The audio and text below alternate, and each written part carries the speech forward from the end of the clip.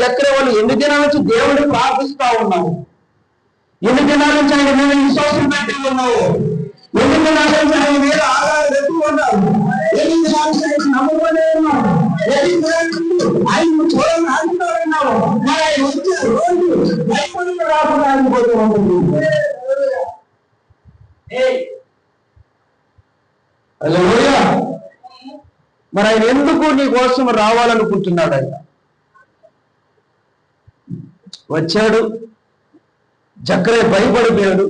జక్కరయ్య భయపడవద్దు, నీకు శుభం, ఓ ఈ రాత్రి నీ భార్యతో ఉండు, నీ భార్య గర్భం ధరిస్తుంది. ఆయన అనుకున్న వరం నెరవేర్చబడింది. హల్లెలూయా. గమనించండి, దీనిని గమనించండి. జక్కరయ్య ఒక మంచి మనిషి అండి, పరిశుద్ధ కలిగిన వ్యక్తి, ఒక నీతి పరుడు, మరి పిల్లల కొరకు ప్రార్థన చేయటువంటి వ్యక్తి. మరి దేని కొరకైతే ప్రార్థించాడో దానికి జవాబు వచ్చినప్పుడు దాని నమ్ముటలో అతడు విఫలమయ్యాడు.